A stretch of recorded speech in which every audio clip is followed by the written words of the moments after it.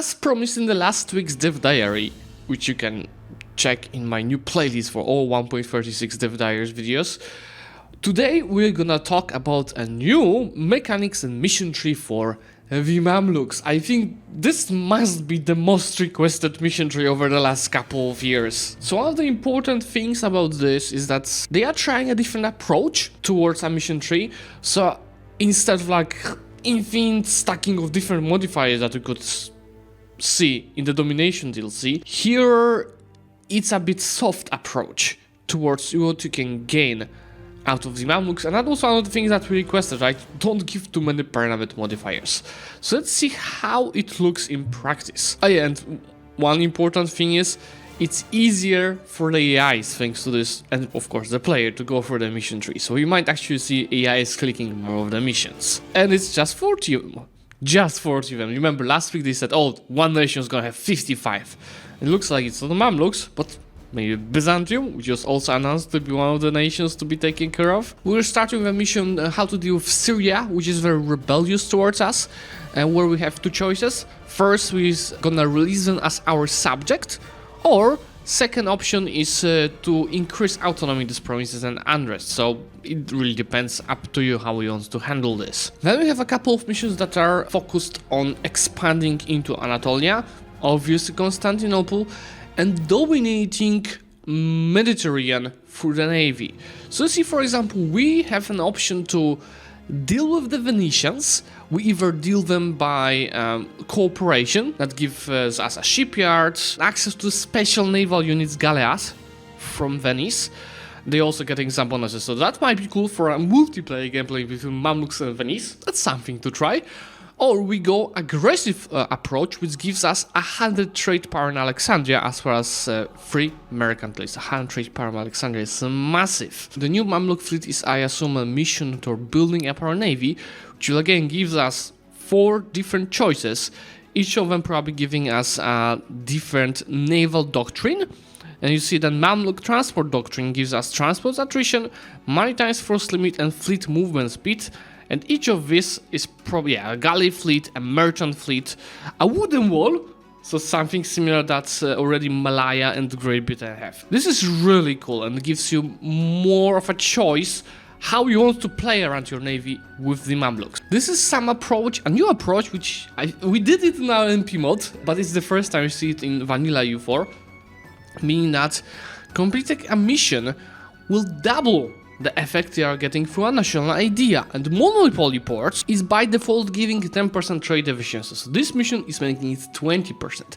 And honestly, considering Mamluk's ideas not being too good, we should get more of this kind of the missions, doubling the effects of the bonuses, or at least having them 50% stronger.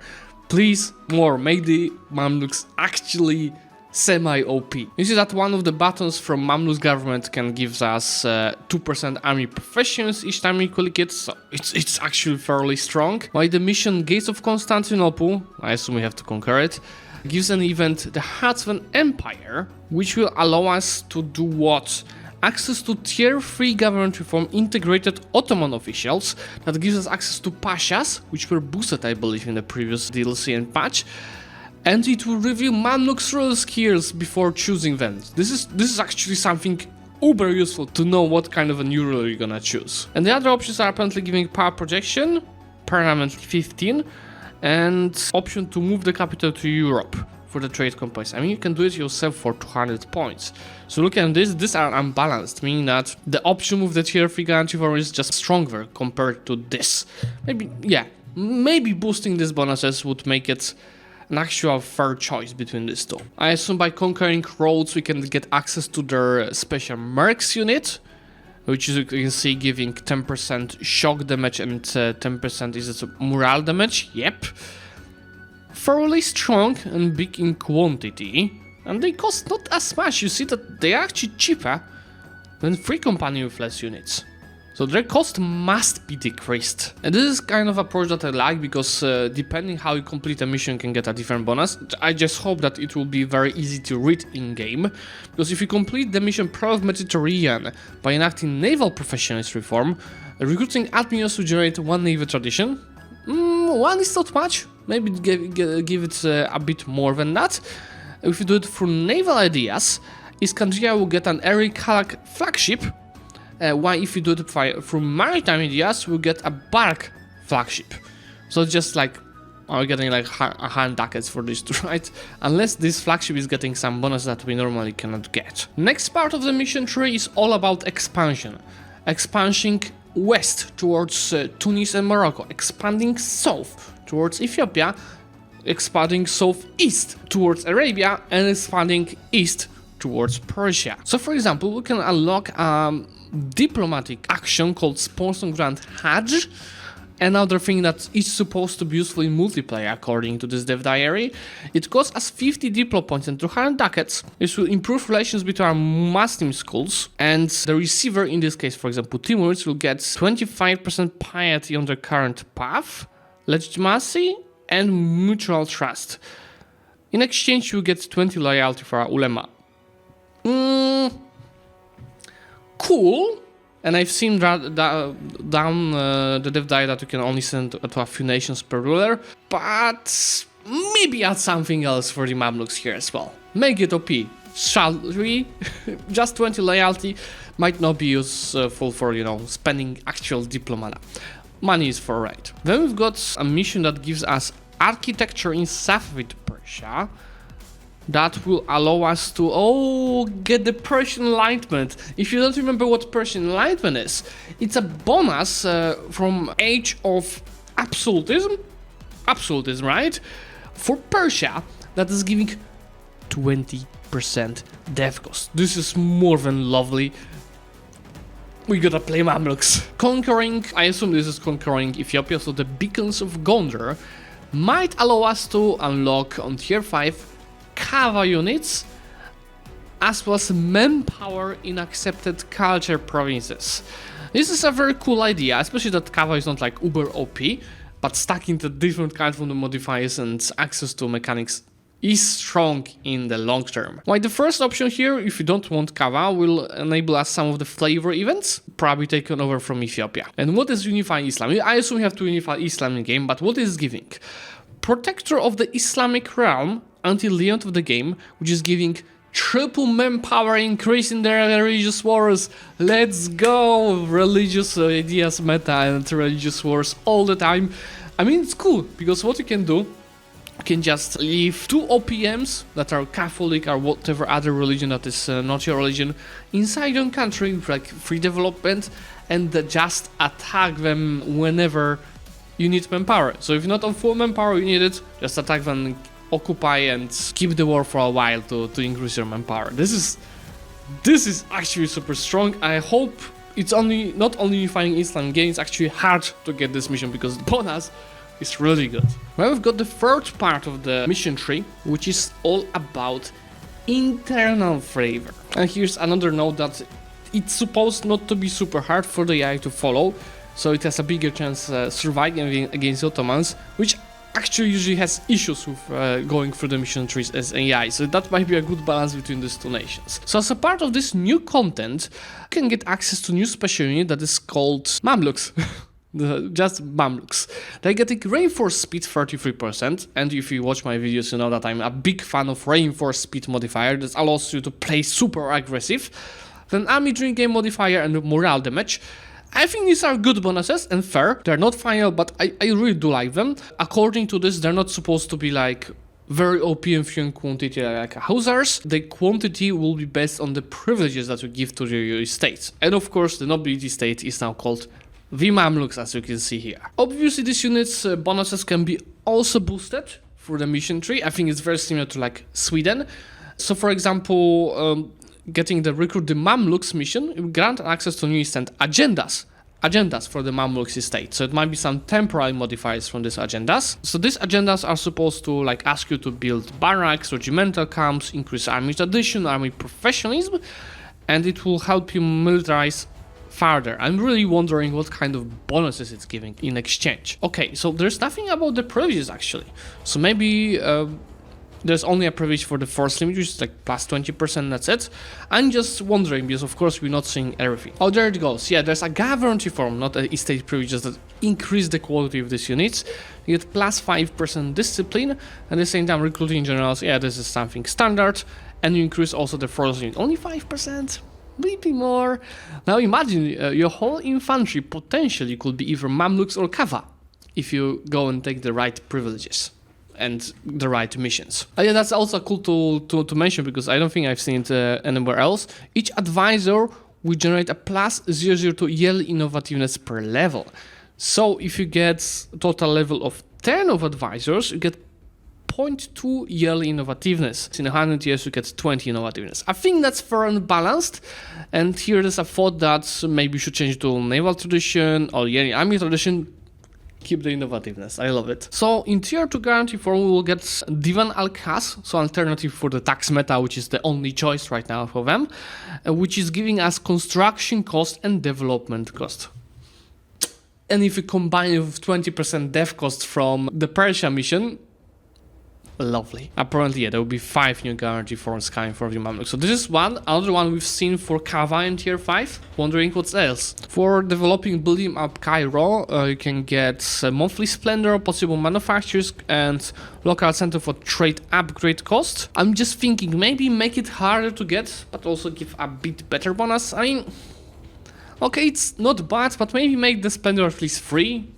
So as much as you get from, you know, one actual mission in the age, because one is like nothing. Next thing that we'll see here are mission around the heart of Egypt. So the Nile River, or how it is pronounced in English.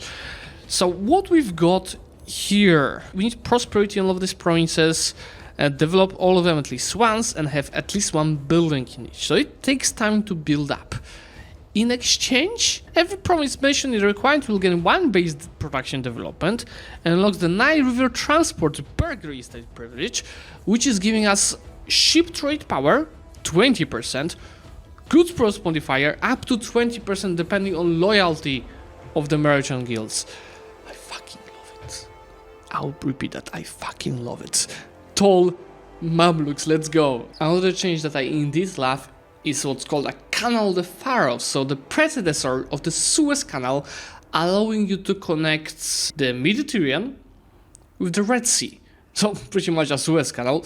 It's very lovely. I'm wondering what kind of requirements is to have. Very lovely, and should help you just administrate your empire a bit better, and even easier expansion into Far East. So developing these provinces here will cause a grain trade in Egypt, prosperity and 4 deathlicks in each, easy peasy. In exchange you get mercantilism, as well as the local goods produce modifier +3. Is it for all of these provinces? I hope so. Alternatively you can get +1 production development, as well as stronger estuaries and ports across the Delta Mediterranean, and that's actually a fair choice between these two. Looks like the other part of the mission tree is about trade expansion. And so you're gonna use the Karimi merchants to do so. So what's it's working like? Karimi stations guarantee form will allow us to get clothes in Cairo. The spice must flow. I just absolutely love it. The Karimi stations itself is allowing you to place the trade posts, and is also giving you trade power abroad, as well as the trade steering. So lovely. Developing grain provinces will allow you to get 5 crown land, as well as export grain economic diplomatic action. That's starting to look like this DLC is going a lot into new diplomatic actions, like we had a few for Persia, and now we're getting a few for Mamluks itself. So export grain will cost you 100 ati mana, but in exchange you get 1 mercantilism. So instead of spending 100 diplo points, you can spend 100 mana for mercantilism. And the nation to which you export grain is getting supply limit, development cost, and national unrest. It's lovely for the nation receiving that, not so lovely for you. I would think about giving something a bit stronger for the Mamluks. And you see there's a note that I just mentioned, so you can have up to 4 of such relations at the same time, and only once per ruler's lifetime. So then we have a what if part of the mission tree that is about expanding into spice trade and colonizing the spice islands. So you can get an explorer, you can get a privilege foreign expeditions that gives you a colonist, it gives you a colonist and a settler chance, and you see reach the Spice Islands will give you a core on the Spice Island, and it will start producing cloths over there. Then we got something about reduced responsibility, so assign a waqf, which unlocks you a new privileges, but to get it you need to embrace certain idea groups or assign the certain privileges. The privilege itself is taking 5 crown land, but it's giving you stab cost, tolerance of the true faith, and an establish holy orders cost. And of course, holy orders is not the best name as the mentioning, it should be more like local organizations. I'm wondering what kind of the holy orders Mamluks are getting, because we're only speaking about improving your monument by 1, and they're not telling what kind of a new monument there will be in Cairo. There will be definitely new monuments, and the other options will give us minus 1% idea cost reduction per level of administrative advisors, up to 5%. University in our capital, while the second option will generate 0.25% crown lands per mosque build. Does it mean that every time I build a mosque I get 0.25% crown land? So it's like what? 10 mosques is 2.5%, 100 mosques is 25%. I think it's a fair calculation. Yeah, it's not too OP, but it's also very nice. Some of the other unique privileges you can unlock as the Mamluks is Dar al-Hidid sponsorships, which is giving cost of advice of the ruler's religion. And based on your covenant you can get specific amount of tech cost, but in exchange you're losing some tax meta. The last part, according to the dev diary, of the Mamlukan puzzle is potentially forming Egypt. So with the mission and even the administration of the Mamluk domain, you can choose 2 paths. First path is to continue as a caliphate, or second path is more radical reforms are necessary, which unlocks the Egyptian government. Egyptian government allows you to have westernization ability, which we'll see in 1 second, as well as yearly innovativeness. So how does this Egyptian westernization works? So it looks like Russian westernization, but I think it works a bit differently. You're getting westernization based on your government. This looks like Al-Aqbu University, which is probably a new monument, and the ruler's skills. Then the effects of the westernization might be different depending on its level. At max level you're losing stab cost, transit to faith and estate loyalty, but in exchange you're getting tech cost, idea cost and innovativeness, and it's apparently the other way around when it's at the minimum. And with these points, besides of bonuses, you can spend on clicking these 3 buttons. So the first button is costing you 30 westernization, you lose innovativeness and admin mana, but in exchange you're getting Gav reform progress and the Gav capacity. Not sure how this works. The second button costs also innovativeness but also diplo points, still gives you government reform progress and goods products modifier, so maybe for the first it's 5 and it's 10, 15, 20 at max. That's my assumption. So these are fairly strong and worth the cost.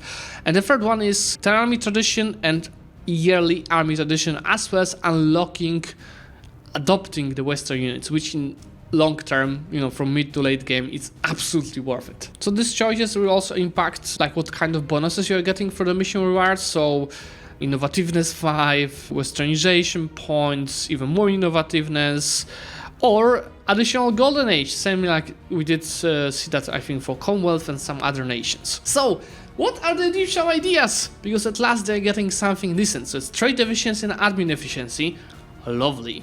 A free policy, lovely.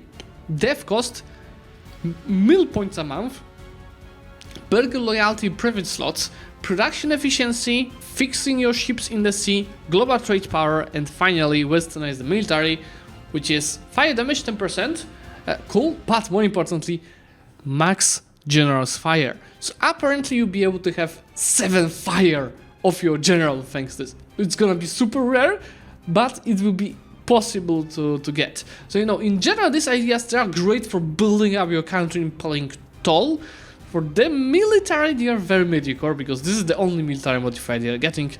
So yeah, I like them, but for multiplayer they might be tough to fight the wars. Maybe we could add 1 additional modifier to these ideas. This is it for today's dev diary. So in my opinion, that's a cool change compared to, like, for example, Ottoman Empire mission tree, but I give it a bit of a boost to make it stronger. I think the idea of boosting the bonuses you're getting from your national ideas for the missions is lovely, and I would pursue this even more because this has a really huge potential. So guys, if you did enjoy this dev diary video, let me know by liking it, and of course I will see you next week for Byzantine Empire changes. Bye!